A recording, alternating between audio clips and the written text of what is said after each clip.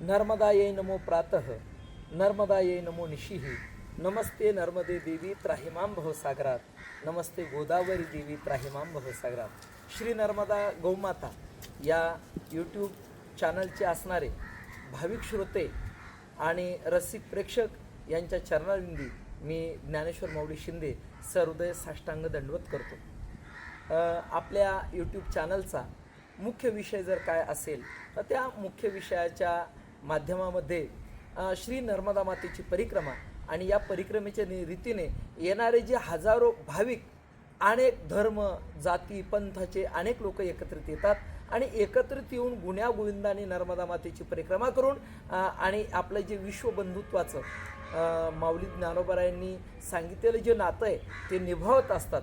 आणि म्हणून या दृष्टिकोनातून नर्मदा मातेची परिक्रमा करण्यामध्ये आमच्या परिसरामध्ये अग्रगण्य अशा पद्धतीची भूमिका ज्यांची आहेत ते असणारे आमच्या हरभक्तीपरायण श्री रामदास आप्पा यांच्या सानिध्यामध्ये या ठिकाणी आपण कालही मुलाखत घेतली। परंतु अगदीच माझ्या असं लक्षात आलं की माझ्या काही प्रश्नांची उत्तरं भाविक श्रोत्यांसाठी नवीन जे परिक्रमेला जाणारे आहेत त्यांच्यासाठी फार काही विशेष पद्धतीचा प्रबोधन या श्रोतृवर्गाला मिळू शकतं। म्हणून या दृष्टिकोनातून रामदास आप्पांची अपूर्ण राहिलेली मुलाखत ही आपण आज पण घेणार आहोत आणि गोदावरी गंगेची जी मुलाखत आहे ती उद्या पण अजून आपण त्यांच्या श्रीमुखातून ऐकणार आहोत। आप्पा काल तुमच्याशी असा संवाद करत असताना मला अंतकरणामध्ये अतिशय आनंद झाला। याचं कारण असं आहे की जसं जगद्गुरू संत श्रेष्ठ तुकोबाराय म्हणतात, भक्ती तो कठीण सुळावरील पोळी निवडी तो बळी विराळा शूर।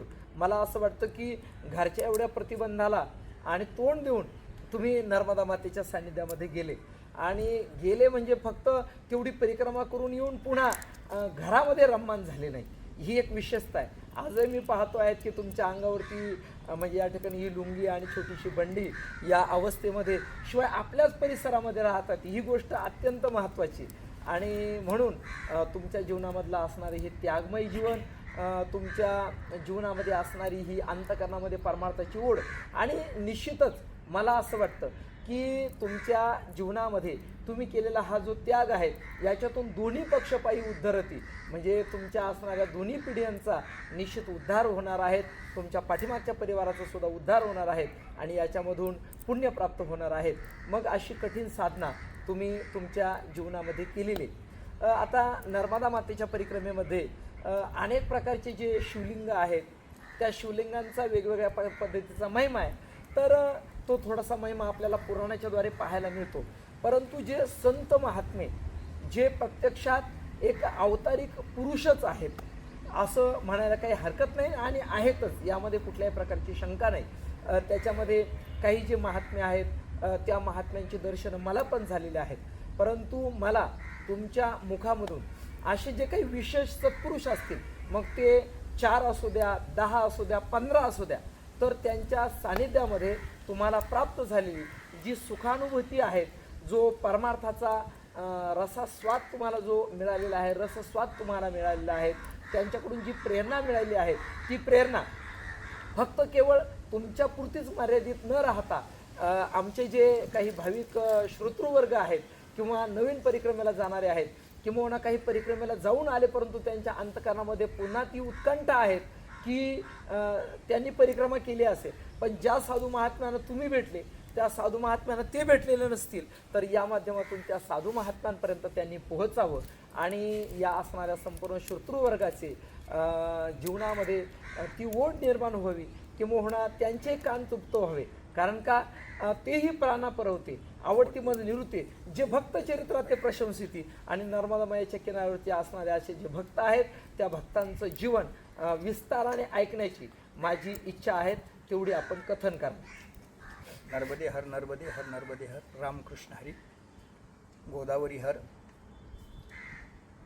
आज खरोखर मला आनंद होतो का आपण एवढे मी स्वतः एवढा मोठा नाही, परंतु ते मला नर्मदा मातेने काही स्वीकारून जे मोठेपण दिलं असेल त्याच्यामध्ये माझ्या जीवनामध्ये जो झालेला बदल काही असेल हा मला तरी काही एवढं सांगता येणार नाही. परंतु बदल का केला तर काय सांगू आता संताचे उपकार आणि मज निरंतर जागविती. मला ज्या संतांनी उपकार केले माऊली, माझ्या जीवनामध्ये पूर्वीपासूनच संत येऊन गेले. वा. मोठमोठे संतांना मला त्या ठिकाणी मला त्यांच्या त्यांच्या आश्रयामध्ये, त्यांच्या सेवेमध्ये, त्यांच्या पायाजवळ मला सेवा करण्याची जवळून संधी ही मिळाली. मग त्या ठिकाणी विठ्ठल बाबा चौधरी असतील, मारुती बाबा कुरेकर असतील, आपले गेलेले वैद्य बाबा असतील, केंद्रे महाराज असतील, अनेक संत मला ही जवळून मला सेवा करण्याची संधी प्राप्त झाली. हे माझं स्वतःचं पुण्य नसेल, माझ्या आईवडिलांचं पुण्य असेल. त्या आईवडिलांच्या पुण्याने मला ही सेवा करण्याची संधी मला मिळाली. मी बोलून गेलो की मला जी नर्मदा परिक्रमा झाली की माझ्या आईवडिलांचं पुण्य तर आहेच, माझ्या गुरुवारांचं पुण्य आहे. आणि मी ज्यावेळेला केंद्रीय महाराजांना सुद्धा म्हणत होतो मला परिक्रमेला जायचं, ते म्हणायचे थांबा थांबा थांबा. आणि ज्या वेळेला केंद्रीय महाराज आजारी पडले आणि मला निरोप आला का बाबांची शेवटची स्टेप आहे, आणि मी त्यावेळेला त्यांना हॉस्पिटलमध्ये भेटण्यासाठी गेलो आणि बाबांनी मला जवळ कॉटवर बसवलं आणि विचारलं का तुम्ही काय म्हणत होते नर्मदेचं. म्हटलं बाबा तुम्हाला म्हणत होत नर्मदा मातेला जायचं, तुम्ही मला काही परवानगी देत नव्हते, दिली नाही. त्यांनी माझ्या पाठीवर हात ठेवून सांगितलं आता तुमची परिक्रमा होणार आहे आणि तुम्ही परिक्रमेला जा. मी म्हटलं बाबा तुमची अशी तब्येत कसं जा. नाही, आता तुमची वेळ आलेली परिक्रमेला जायची, तुमची आता परिक्रमा चांगल्या प्रकारे होणार आहे. हे केंद्रीय महाराजचं पहिलं वाक्य निघालं. आणि त्याच्यानंतर 2-3 दिवसांनी केंद्रीय महाराजांनी भेट ठेवला आणि त्यांची सगळी विधी केली आणि मी परिक्रमेला त्या ठिकाणाहून निघालो. आणि त्यावेळेला मी परिक्रमेला गेलो. यात माझ्या आईवडिलांचे जसे तसं त्यात माझ्या पत्नीचा फार मोठा सहभाग आहे. अगदी अगदी अगदी. कारण महाराज पत्नी एक असं नातं असतं का ज्यांनी संसार केला त्यांना त्याची कल्पना असते. आणि त्यात माया इतकी वाईट आहे, ही माया सगळ्यांना रडवते, दैवी यश. आणि मग त्या ठिकाणी परिक्रमेला जायचं आणि घराचा त्याग करायचा एवढी सोपी गोष्ट नव्हती. परंतु पत्नीने मला यामध्ये जवळजवळ 99% तिचंच मला मोलाचं मार्गदर्शन आहे. म्हणून माझा एवढा परमार्थ आज घडतोय आणि आज चालू आहे. निश्चित. आणि मग ज्या वेळेला तुम्ही मला असा प्रश्न विचारला का तुम्हाला एवढं परिवर्तन तुमचं कसं झालं, तर ज्या वेळेला मी गेलो त्यावेळेला मला संत शियाराम बाबांचं दर्शन झालं. त्यांचं दर्शन तुम्ही केलेलं आहे, अनेक महाराष्ट्रातल्या लोकांनी केलेलं आहे. बरोबर. परंतु संत शियाराम बाबा महाराज एवढे मोठे महात्मा होऊन गेले का ज्या वेळेला आपला आश्रम त्या ठिकाणी तयार झाल्यानंतर माझ्याकडे एक हिमालयाचे महाराज त्या ठिकाणी आले, मुक्कामी होते ते. आणि संध्याकाळी आल्यानंतर आमचा एक विषय असतो, कुणी महात्मा जर आले तर सत्संग म्हणून त्यांच्याशी काहीतरी चर्चा करायची. आणि मग मी त्यांना विचारलं महाराज का असे आहे, का अशी परिक्रमा उठाई. वो बोले कल आए परिक्रमा का असे उठाई, बोले इधर सियाराम बाबा के यहाँ से. म्हटलं तर अभी तो बहुत दिन लगेंगे. नाही म्हणे हमारी परिक्रमा हो गई. मी म्हटलं कसं, काल आले सकाळीच परिक्रमा उचलली आणि आता परिक्रमा झाली, हे कसं शक्य आहे. ते म्हणे हमारे गुरुजी इधर आते थे सियाराम बाबा के दर्शन के लिए हरिद्वार से, और वो हमसे बताते का ये देखो उधर नर्मदा खंड में जाके सियाराम बाबा का दर्शन करने का, उनको एक परिक्रमा लगाने का, नर्मदा परिक्रमा का जो फल है वो उनके चरण दर्शन से उनकी परिक्रमा लगाने से आपको मिलता है. वाह वाह वाह. इतके मोठे संत सियाराम बाबा आणि माझे 2 चतुर्मास माऊली त्यांच्या सहवासामध्ये नर्मदा किनारी झाले. वा, तुम्ही 2 चतुर्मास केले. बर बर. आणि मग माझ्या ज्या वेळेला संध्याकाळची वेळ व्हायची त्यावेळेला बाबांना ज्या वेळेला वाटायचं त्यावेळेला कोणीतरी मुलांना ते आठवण द्यायचे आणि मला बोलवायचे. बरोबर. आणि मग संध्याकाळी त्यांचा 10-1 वाजेचा निवांत टाइम असायचा. हो. आणि मग त्यावेळेला ते माझ्याशी चर्चा करायचे आणि आमच्या काही गोष्टी गुज चालायचं माऊली.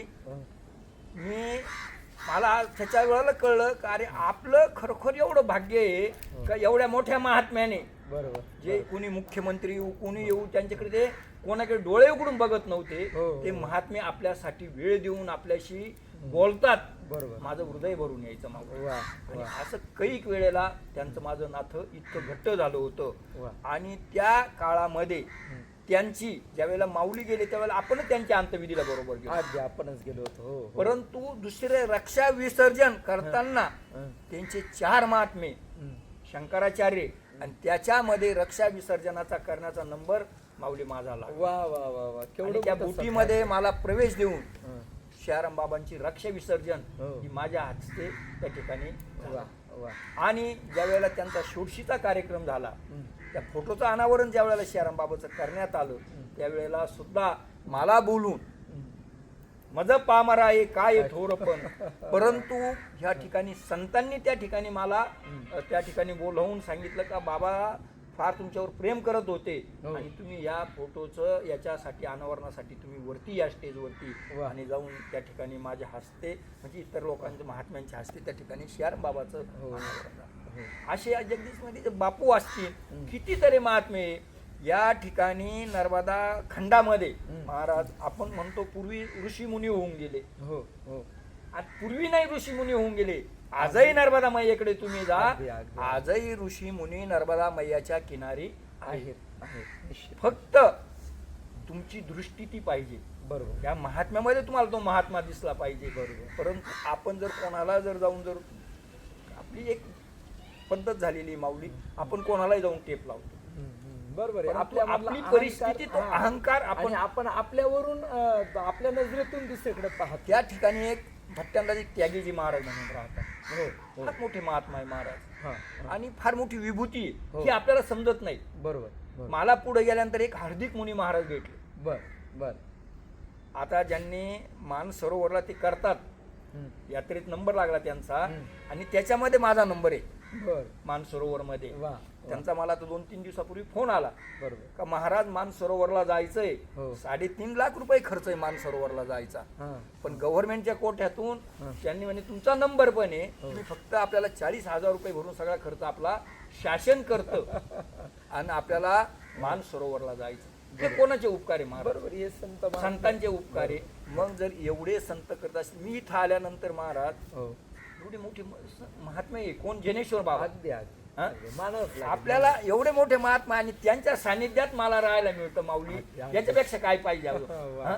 मग अजून मैयाने आपल्याला काय दिलं काय पाहिजे दिलं? आणि मग आपण आपल्या या जीवनामध्ये परिवर्तन काय परिवर्तन अरे परिवर्तन तिथं सगळे काटे कुठे आहे ना हो प्रपंचात सगळे काटे सगळे आहे. काटे. आणि इथं ते काटे सोडून आपण इथं यांच्याकडे जर आलो संतांच्या संगतीत जर आलो बरोबर. तर तुम्हाला काहीतरी चांगलंच ऐकायला मिळत बरोबर नाही चांगलं ऐकायला मिळालं तर काही या ठिकाणी ग्रंथ आहे आणि ग्रंथ आपण बघितलं ग्रंथ भांडार येईल वाचण्यासाठी अगदी. काय आहे? तुमच्यासारखे महात्मे या ठिकाणी येतात तुमच्यासारख्या महात्म्यांचं दर्शन आम्हाला या ठिकाणी होतं मग त्या प्रपंचात राहून पुन्हा आपण तोच उकडायचा बरोबर बरोबर त्याच्यातच रममान होण्यापेक्षा हो तुमच्या सारख्यांनी संत कृपा केली आणि ती आज फळाला आली मावळा. वा. आणि ज्यावेळेला आपण गोदावरी परिक्रमेला आपण गाडीने होतो हो हो हो बरोबर आहे बरोबर आणि ज्या वेळेला आपण राजमहेंद्रीला गेलो हो आणि त्यावेळेला मुखेकर शास्त्री हं. स्नान करत होते तुम्ही तिकडून स्नान करीत होते मोठे माऊली स्नान करीत होते बरोबर आणि माझं वाक्य माझ्या मनातून निघून गेलं का मी त्या ठिकाणी मुखेकर शास्त्रींना बोललो याजसाठी केले नाना याग वा वा वा आणि एवढे हे केलं हो. त्याचं फळ पूर्वीजन्मीचं काहीतरी पुण्य आमचं असेल अगदी, म्हणजे अगदी. आई वडिलांचं पुण्य असेल पुण्य फळाने म्हणून भरपूर. अशा संतांबरोबर तुमच्या महात्म्यांबरोबर त्या ठिकाणी सुद्धा गोदावरी परिक्रमेचं लाभ आमच्या पदरामध्ये मिळाला माऊली हे सुद्धा काही कमी आहे. अगदी अगदी मानावंच लागेल या आणि ठिकाणी. गोदावरी परिक्रमा जरी पायी जरी झाली असेल महाराज गोदावरी परिक्रमा पायी करण्याचं कारण एक ज्या वेळेला माझी परिक्रमा पूर्ण होत होती हं. हं. नर्मदा मातेची हो त्यावेळेला मला एक महात्म्यान आम्ही स्नानसाठी गेलो हं. आणि स्नान करत असताना त्यांनी कमरा इतक्या पाण्यामध्ये नेलं आणि हातात मला सांगितलं जल उठाव हं. हं. लेलो जल हं. घेतलं मी जल आणि ते म्हणे बोलो मेरे पीछे हं.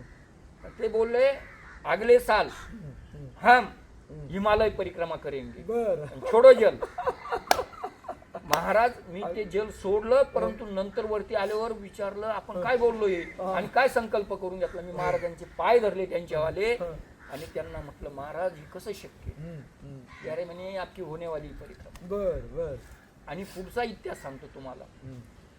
ज्या वेळेला आमची किराणा दुकान होती गावामध्ये हो हो आणि आमच्याकडे कामाला एक तुकाराम राठ म्हणून एक माणूस कामाला होता हं. आणि बाहेरून येत असताना गोदावरी परिक्रमेला निघालेले 4 साधू बरोबर एक गाय होती. आणि ते आपल्या दुकानाच्या समोर थांबून विचारत होते त्यांना का ह्या ठिकाणी गावात मुक्कामाला राहायची व्यवस्था आहे का. आणि मी त्यावेळेला गाडीवर मोटरसायकलवर येत होतो, गाडी लावत होतो अलीकडल्या साईडनं. त्याने सांगितलं नाही इथं जागा नाहीये, तुम्हाला मुक्कामी पुढल्या गावात जा, पुढं रुई गाव आहे तिथं तुमची व्यवस्था होईल.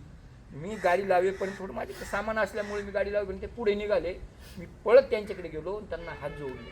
महाराज पुढे जाऊ नका, तुमची ह्याच गावात व्यवस्था आहे. पण तुम्हाला आपण इथून 1 किलोमीटरवरती राहतो शेतामध्ये, तुम्ही तिथं या.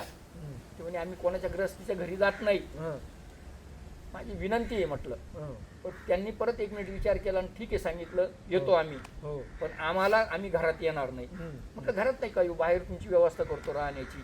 ते तिथं आले, राहिले आणि त्यांनी सगळं आपले हरिपाठ चालेल ते सगळं वातावरण बघितलं आणि त्यांनी सांगितलं अरे बाहेर क्या आहे, अंदर भी आएंगे हा, इधर तर भगवान बाईट आहे बोले. ते घरामध्ये आले आणि ज्या वेळेला ते पुढे निघाले त्यावेळेला मी त्यांना प्रश्न केला, महाराज आमच्या आयुष्यात कधी ही परिक्रमा येईल का?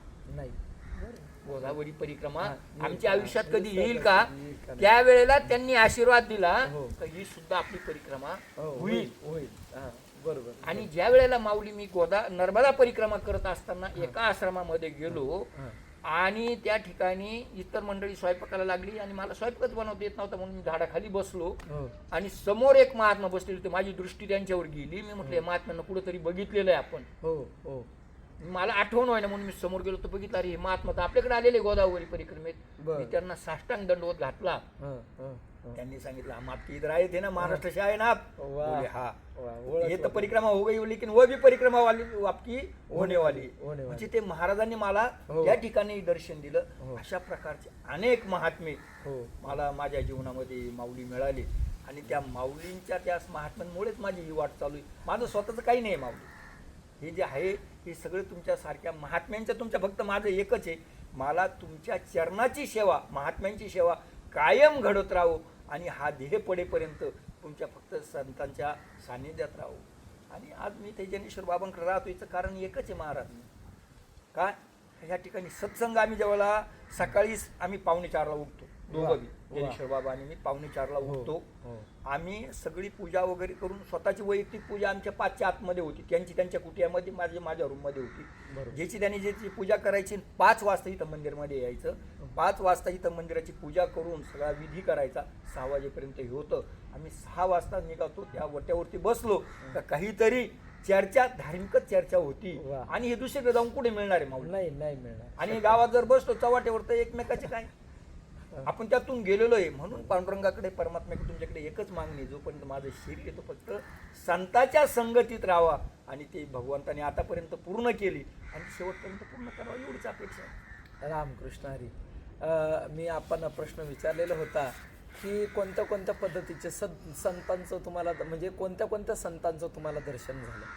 तर खऱ्या अर्थाने अनेक संत महात्मे, त्यांच्यावरती त्या असणाऱ्या अनेक संत महात्म्यांनी आपणवरती कृपा केलेली. जसं अभंग आहेत, लाडकी लेक मी संतांची आणि मजवर कृपा बहुतांची, तसं अनेकांची कृपा त्यांच्या जीवनामध्ये झाली. आणि नर्मदा मातेच्या, गोदावरी मातेच्या परिक्रमेला निघालेल्या महात्म्यांनीच त्यांना आशीर्वाद द्यावा, ही केवढी मोठी महत्त्वाची बाबत आहेत. म्हणजे माझ्यासुद्धा जीवनामध्ये मी गोदावरी गंगा मातेच्या किनाऱ्यावरती माझा जन्म असताना नांदूर मधुमेश्वर क्षेत्रामध्ये मलासुद्धा गोदावरी गंगा मातेची परिक्रमेची फार प्रेरणा होत नव्हती. परंतु खरोखर आपण जे गोदावरी गंगा मातेच्या परिक्रमेला गेलो तर निश्चितच याच्या पाठीमागं माऊली ज्ञानोबारायांनी जसं मला नर्मदा मातेच्या परिक्रमेला पाठवलं, तसं माऊलींनीच बरोबर मुखेकर महाराज शास्त्री बाबा, आपले जे मोठे कदम माऊली, पितांबर महाराज शास्त्री बाबा, भास्कर बाबा, उपासे माऊली, हे सगळे पाठवून दिले. आणि त्यांनी मला म्हणावं की माऊलीसोबत चालता का, याचा अर्थ खरोखर संत महात्म्यांच्या कृपेनेच माझ्या जीवनामध्ये गोदावरी गंगा मातेची परिक्रमा निश्चित त्या ठिकाणी झाली. खऱ्या अर्थाने तुमच्या जीवनामध्ये गोदावरी गंगा मातेची परिक्रमा झाली. आणि दक्षिण भारतामधली असणारी आपली, म्हणजे दक्षिण भारतामधली गोदावरी गंगा मातेची परिक्रमा झाली.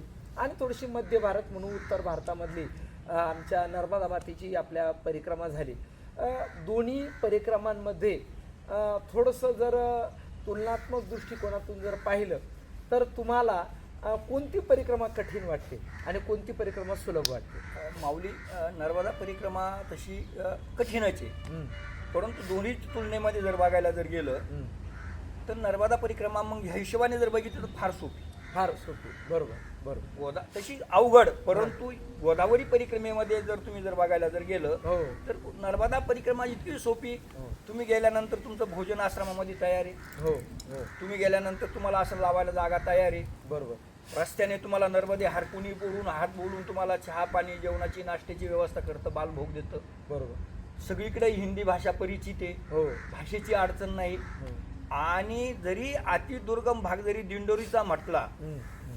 किंवा शुलपाणीचा जरी म्हटला हो तरी पाहिजे इतका नर्मदा मातेच्या बाबतीत जर पाहायला गेलं 10% सुद्धा इतका अवघड भाग नर्मदा नाही, मातेचा नाही, नाही. 10% सुद्धा भाग नाही. निश्चितच नाही. परंतु ज्या वेळेला तुम्ही गोदावरी परिक्रमा करतात, हम्म, ज्या वेळेला मी गोदावरी परिक्रमेला निघालो माऊली, हम्म. त्यावेळेला एकटाच आणि गोदावरी माता माझ्या बरोबर होती. बरोबर. नर्मदा परिक्रमेला निघालो त्यावेळेला नर्मदा माता माझ्या बरोबर होती, बरोबर. तशी गोदावरी माता माझ्या बरोबर होती.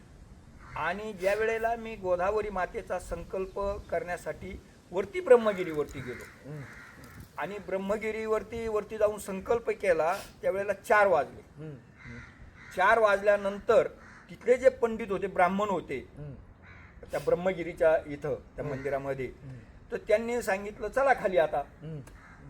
आता हे सगळं बंद करायचं, इथं कोणी थांबत नाही. मी म्हटलं आता मी परिक्रमा उचलली मागे कसं हा. येणार, मला पुढे जायचं आणि पलीकडल्या साईडना आदिवासी भागे हा. त्या पाड्यात उतरावं लागतं हो हो. आणि जंगल आहे.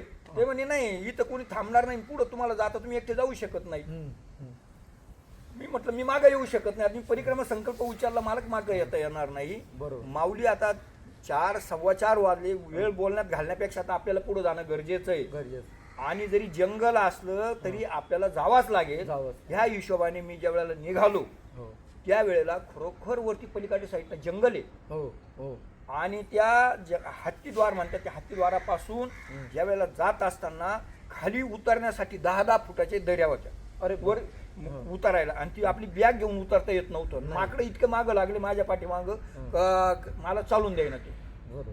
मग मी खाली पिशवी टाकायचो बॅग आणि तिच्यावर उडी मारायचो आणि डोक्यावरती काठी फिरवायचं माकडांसाठी.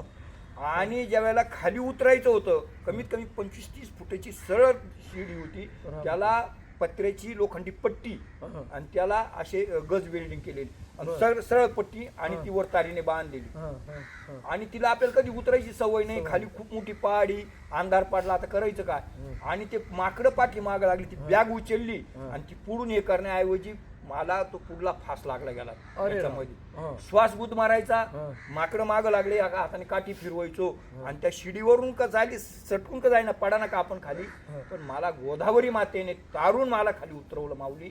आणि मग त्या आदिवासी पाड्यात गेलो आणि त्या लोकांना सांगितलं ही पिशवी काढा अगोदर, अशी ताण हे करून धरायचो आणि श्वास घ्यायचो.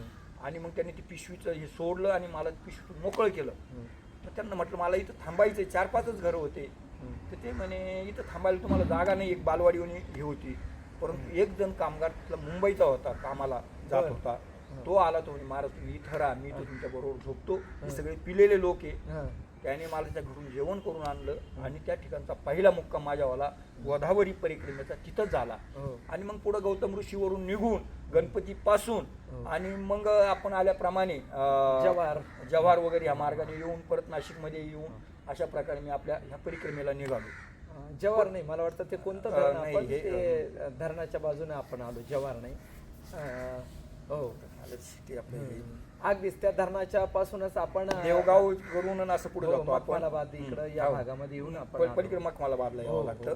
बरोबर. आणि मग ज्यावेळेला आपण ह्या महाराष्ट्रामध्ये आपण जातो आणि महाराष्ट्राचा भाग ज्यावेळेला महाराष्ट्रामध्ये कुठं अडचण नाही येत. मराठवाड्यामध्ये ती इतकी व्यवस्था होती काही माप नाही, भाषेची अडचण नाही, काही नाही काही नाही काही नाही. परंतु ज्या वेळेला बासर येतं आणि बासरमध्ये देवीचं मुख्य स्थानी आपण होतो, त्या ठिकाणी गेलेलो, सरस्वती मातेचं स्थान. आणि ते बासर म्हणजे जवळजवळ तेलंगणामध्ये आणि तिथून पुढे गेल्यानंतर मी मग त्यावेळेला आपली घरची माझी आपली काही देवगावची सर मंडळी- आंध्रमध्ये येतं, आंध्रमध्ये येतं. आंध्रमध्ये हो आंध्रमध्ये हो. तेच तेलंगणा आंध्र बरोबर होतो. बरोबर. आणि मग ही खेडल्याची अशोकराव वागचौरे आणि हो. घरची मंडळी मला भेटण्यासाठी आली बासरला. हो आणि ते भेटले आणि दुसऱ्या दिवशी त्यांना काढून दिलं आणि मी एकटा निघालो आणि एका गावात पोहोचल्यानंतर इथं थांबून द्यायला. हम्म. परंतु त्या ठिकाणी सुद्धा काही महाराष्ट्रात कामाला नाही, ती मुलगी महाराष्ट्रात तिचं माहेर होतं. वा. तिने ते नाव तिने ते बोलणं ऐकलं हा.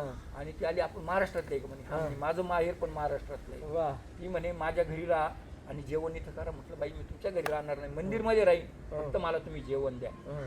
मग त्या मंदिरमध्ये त्यांनी माझी राहण्याची व्यवस्था केली, त्यांनी जेवण दिलं आणि अशा प्रकारे प्रवास सुरू झाला. हं. पण ज्या वेळेला पुढे इतकं जंगल आहे, हो. आता तुम्ही आपण गाडीने परिक्रमा बघितलं, केली, बघितलं. जवळजवळ 20% भाग फक्त सुपीक येतो, हो. 80 ते 90% भाग हा गोदावरीचा हो, हो. संपूर्ण जंगलमय येतो. जंगल. माऊली, मला त्या वेळेला बऱ्याचशा लोकांच्या मनात वाटलं असं हं. का हे आता गेले 3-1 महिने त्यांनी परिक्रमा कशी पूर्ण केली. हं. हं. परंतु माझा दररोजचा प्रवास हं. हा 50 ते 60 किलोमीटरच्या आत कधी चाललो नाही माऊली. अरे बाप. कारण त्याचं कारण असं हो, होतं हो, हो. का तुम्हाला चालल्याशिवाय पर्याय नव्हता. पर्याय आणि ज्या वेळेला मला चालत असताना मी एक दिवस विचार केला का आपण हे कशासाठी या झंझटमध्ये पडलो. सुविधा, आश्रम नाही राहिला, हं. हं. भाषा ते लोक हिंदी स्वीकारत नाही. बरोबर आहे, बरोबर आहे. फार आणि अडचण आहे मग भाषा. त्याच्या वेळेस तुम्ही जर किती थकले तरी तुम्ही संध्याकाळी 5-10 किलोमीटर प्रवास, दुपारी 5-10 किलोमीटर प्रवास हा जादाच करावा लागायचा. बरोबर. आणि असं करत असताना ज्या वेळेला नक्षलवादी एरिया आला हं. आणि नक्षलवादी एरियाला आपण ज्या वेळेला आपण याला गेलो राजमहेंद्रीला, त्याच्या पाठीमागे तुम्हाला चौकी वगैरे दाखवली. हो, हो. त्या चौकीवर मला त्या ठिकाणी थांबवलं गेलं मिलिटरीच्या कॅम्पने आणि सांगितलं की तुम्हाला एकट्याला आम्ही सोडू शकत नाही. आणि मग त्यांनी मला गाडीमध्ये बसून दिलं आणि गाडीमध्ये बसून दिल्यानंतर मला पिठापुरमला गेलो हो. आणि पिठापुरमवरून राजमहेंद्रीला आलो. बरोबर. आणि राजमहेंद्रीवरून जिथूनपर्यंत आतापर्यंत जे महात्म्यांनी परिक्रमा केली ते राजमहेंद्रीपासूनच मागे यायची. बरोबर. ते पुढे जात नव्हते. नव्हते. कारण आपण समुद्र हा राजमहेंद्रीलाच मानतो आणि तिथं स्वरूप गोदावरी मातेचं समुद्रासारखंच दिसतं. बरोबर. म्हणजे आतापर्यंतच्या इतिहासामध्ये जे गेलेले महात्मे ते पुढे आतापर्यंत कोणी जात नव्हतं. परंतु ज्या वेळेला मी तिथं चौकशी केली त्यावेळेला त्यांच्याकडून समजलं का इथून पुढं यानं म्हणून गावे बरोबर. तिथपर्यंत ही गोदावरी माता हो. गेलेली. गेली. ती म्हटलं आपण इथपर्यंत आलो तर यानमपर्यंत जायला काय अडचण आहे? हो. आणि प्रयत्न करून गोदावरी मातेने मला यानमपर्यंत नेलं. हो. परंतु आता आपण 130 किलोमीटरचा प्रवास हो. हा बोटीने केला. बरोबर. परंतु त्यावेळेला ही गोदावरी माता जी 7 धाराने राजमहेंद्रच्या पाठीमागे निघते. बरोबर. आपण जाताना बाहेरून गेल्यामुळे त्या 7 धारा आपल्याला पाहायला मिळाल्या नाही. हो. परंतु त्या 7 धारा 3 धारा परत 4 धारामध्ये विलीन होऊन 4 धारा अगोदरच्या 3 धारा त्या पुन्हा 4 धारामध्ये होऊन समुद्राला- गोदावरी समुद्राला मिळते. बरोबर. आणि मग मी त्या 4 धारामध्ये 2 धारा रोड ब्रिजने पास केल्या हो. आणि 2 धारा ह्या बोटीने पास केल्या. हो. आणि असा करत असताना हा संपूर्ण गोदावरीचा परिक्रमाचा प्रवास करते असताना मी इथं ब्रह्मगिरीला जे आलो ते मला गोदावरी मातेने आणि तुमच्या माझ्या संत महात्म्यांच्या आशीर्वादाने कृपेने माझी ती परिक्रमा पूर्ण झाली. माझी वा. म्हणजे निश्चितच गोदावरी गंगा मातेचा असणारा परिक्रमेचा जो प्रदेश आहे आणि नर्मदा मातेचा जो परिक्रमेचा प्रदेश आहे, आपण दोन्हीमधलं जे काही असणारं जी तुलनात्मक अशा पद्धतीचं वर्णन केलं. आताच जे स्वतः पायी परिक्रमा करून आले या दृष्टिकोनातून त्यांचा असणारा जो काही अनुभव आहे हा माझ्यापेक्षा कितीतरी मोठ्या प्रमाणामध्ये आहेत. आम्ही तर गाडीनेच गेलो, परंतु गोदावरी गंगा मातेची परिक्रमा करणं अतिशय खडतर अशा पद्धतीची आहे. आणि या परिक्रमेमध्ये जलाची सुद्धा बऱ्याच ठिकाणी अडचण निर्माण होत असते. भाषेची अडचण आहे. काही ठिकाणी गोदावरी गंगेचं पाणीसुद्धा पिण्यासाठी त्या ठिकाणी अगदी गुप्त झालेले असते. अशा अनेक समस्या गोदावरी गंगा मातेच्या परिक्रमेमध्ये आहेत. तरीसुद्धा अशी खडतर परिक्रमा ज्यांनी आपल्या जीवनामध्ये केली असे असणारे रामदास आप्पा यांनी दोन्ही परिक्रमांचा अनुभव आपल्या जीवनामध्ये घेतला. निश्चितच आप्पा तुमचा असणारा हा जो अनुभव आहे हा आमच्या असणाऱ्या भाविक श्रोतृवर्गासाठी आणि रसिक प्रेक्षकांसाठी अतिशय तोलामोलाच्या अशा पद्धतीचा हा अनुभव आहे. आणि मी एक सांगून जाईल, जरी गोदावरी गंगेची परिक्रमा ही खडतर असेल तरी पण सुद्धा आपल्याला पायी जाण्यामध्ये थोडेसे काही प्रतिबंध वाटत असतील किंवा काही ठिकाणी जरी ते गाडीत बसून गेले असतील परंतु कोणत्या का होईना रीतीने, कारण सर्वच मुलं जे असतात ते परीक्षेला बसतात म्हणजे 100% मार्क्स ते त्यांना मिळतात असं नाही, परंतु मला असं वाटतं की 70% का होईना मार्क्स आपल्या जीवनामध्ये मिळावे या दृष्टिकोनातून खरोखर ज्यांना पायी जाण्याची अपेक्षा असेल, कठीण आहेत परंतु होतच नाही असं नाही, कारण जर कठीण असतील होतच नसते तर त्यांनी केलीच नसती, परंतु त्या परिस्थितीवरती मात करून त्यांनी ही गोदावरी गंगा मातेची परिक्रमा केलेली आहे. ज्या असणाऱ्या खडतर साधना करणारे काही लोक हे आग्निशी खेळत असतात, असे साधक असतील तर त्यांनी निश्चितच गोदावरी गंगेची परिक्रमा सुद्धा करावी. नामा म्हणे प्रदक्षिणा, त्याच्या पुण्यानं ही गणना म्हणजे गोदावरी गंगेची किंवा ब्रह्मगिरीची परिक्रमा सांगितलेल्या आहेत, म्हणून ही परिक्रमा आपल्या जीवनात करावी. आणि नाही शक्य झालं तर मग मात्र गाडीने का होईना नर्मदा मातेची परिक्रमा, आपली गोदावरी गंगेची परिक्रमा आपण आपल्या जीवनामध्ये करावी. गाडीने परिक्रमा करत असताना अडचणी जरूर येतात, नाही असं काही नाही, फार अडचणी येतात, पण त्या येत असताना त्या अडचणीवर मात करण्याची स्थिती मैयाच्या कृपेने आपल्याला प्राप्त होत असते. आणि जर मला असं वाटतं की फक्त तिकडे जात असताना मोठी 50 सीटर गाडी कोणीही नेऊ नये. जायचं जर असेल तर छोटी एक 7 सीटर गाडी म्हणा, 10 सीटर गाडी, फार तर 15 सीटर गाडी किंवा 17 सीटर, याच्यापेक्षा पुढे आपण जाऊ नये. आणि या मार्गाने जर प्रवास केला तर ती परिक्रमा आपल्याला होऊ शकते. निश्चितच रामदास साप्पांच्या प्रेरणेने आपल्याला दोन्ही गंगा मातेच्या असणाऱ्या परिक्रमा यांच्यामधला थोडासा डिफरन्स आपल्याला कळालेला आहे. माऊली, राजेंद्रजी महाराज ज्यावेळेला गेले गोदावरी परिक्रमेला, तर त्यांनी त्या गोदावरी परिक्रमेला जात असताना त्यांची सगळी जबाबदारी परिक्रमेची भास्करगिरी महाराजांवर सोपवली. बर का तुम्ही आम्हाला ह्या परिक्रमेची काहीतरी माहिती द्या. आणि भास्करगिरी महाराजांकडे ती माहिती उपलब्ध होत नव्हती.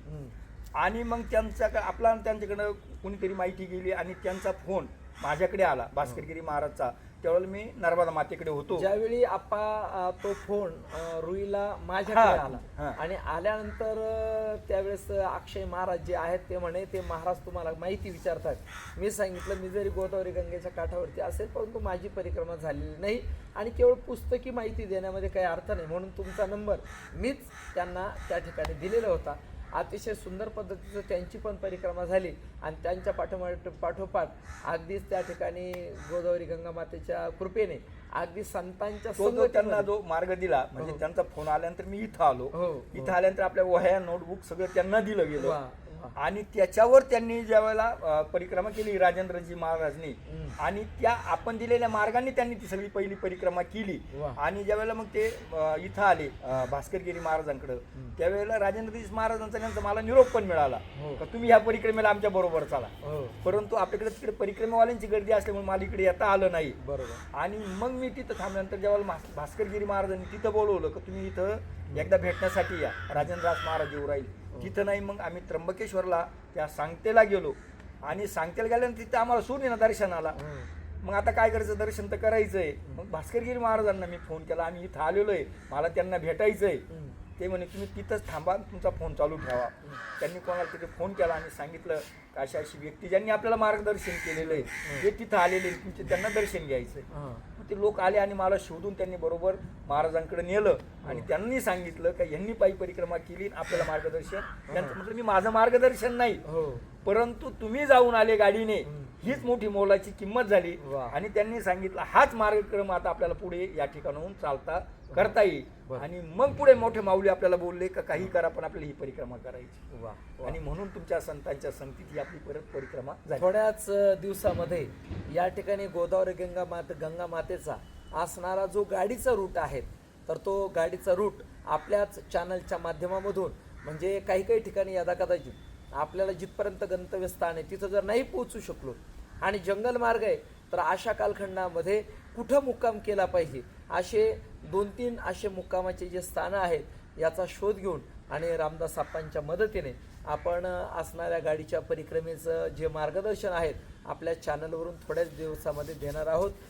असो, आजची जी मुलाखत आहे ती आप्पांच्या सानिध्यामध्ये अतिशय गोड झालेली आहेत आणि आपल्या उद्देशानुसार गोदावरी गंगा मातेचं मार्गदर्शन आणि नर्मदा मातेचं मार्गदर्शन आणि जे काही संत महात्मे आहेत त्यांची कृपा कशा पद्धतीनं होत असते, संत कृपा झाली इमारत फळा आली, या न्यायाने संत महात्म्यांची कृपा त्यांनी अनुभवली आणि त्यांचा अतिशय तोलामोलाचा असणारा संदेश तोला मोलाचा असणारा प्रबोध हा आपल्यापर्यंत त्यांनी पोहोचवला. आपणच्या पाठीमागे या ठिकाणी साधकीय दशेमध्ये त्यांनासुद्धा नर्मदा किनाऱ्यावरचा असणारा आश्रम सांभाळावा लागतो आणि या माध्यमातून या आश्रमाचे काही कार्य असतात. त्याच्यानंतर नानजीबाईंचे काही कार्य असतात आणि याबरोबर केंद्रीय महाराज संस्थांचे काही कार्य असतात. एवढ्या व्यापामधून सुद्धा आपा तुम्ही आम्हाला खूप खूप वेळ या ठिकाणी दिला. तुमच्या मुलाखतीने निश्चितच या ठिकाणी मला खूप आनंद होतो आहे आणि याचा आनंद आमच्या असणाऱ्या भाविक श्रोत्यांना सुद्धा निश्चितच होईल आणि ते सुद्धा तुमच्याकडून खडतर परिस्थितीवरती मात करून आपल्या जीवनात परमार्थ कसा साध्य करावा याचं मार्गदर्शन ते घेतील आणि त्यांनी ते घ्यावं अशा पद्धतीची सदिच्छा व्यक्त करतो. आणि या असणाऱ्या आपल्या विवेचनाला याच ठिकाणी आपण पूर्णविराम देऊया. रामकृष्ण हरी. रामकृष्ण हरी. गोमाता जो चॅनल आहे नर्मदे माता नर्मदे हर हा जो चॅनल आहे यातून माऊलींनी जी ही सेवा सुरू केलेली आहे ही अति तोलामोलाची सेवा आहे महाराज. कारण घर बसल्या आपणाला या ठिकाणी अनेक प्रकारचे संदेश कार्यक्रम आपणाला ह्या चॅनलमार्फत आपल्याला पाहण्यास ऐकण्यास मिळतील. आणि गोदावरी परिक्रमा असेल, नर्मदा परिक्रमा असेल किंवा इतर संत संघ असेल अशा मोठ्या महात्म्यांच्या चॅनलवरतून जर आपल्याला ही सेवा मिळत असेल तर ही आपलं परम भाग्य आहे. या ठिकाणी माऊलीने येऊन आम्हाला ही सेवेची संधी दिली याबद्दल मी माऊलींचे शतशः ऋणी आहे. आम्ही काही कोणी महात्मे नाही, परंतु संतांच्या संगतीत असल्यानंतर काहीतरी त्यातून नक्कीच चांगल्या प्रकारचं काहीतरी आपल्याला ज्ञान वैराग्य आणि काहीतरी सत्संगती प्राप्त होती. म्हणून आम्ही माऊलीसारख्यांच्या जिनेश्वर बाबांच्या सान्निध्यात राहून त्यांची अशीच कृपा आमच्यावर असावी अशी नर्मदा माता चिरणी, गोदावरी माता चिरणी आणि त्यांच्या चिरणी प्रार्थना करतो. रामकृष्ण हरी. रामकृष्ण हरी. नर्मदे हर जटाशंकरे हर नमः पार्वती पते हर हर हर गोदावरी माते जय. त्र्यंबकेश्वर भगवान, जगद्गुरु जनार्दन स्वामी महाराज की जय.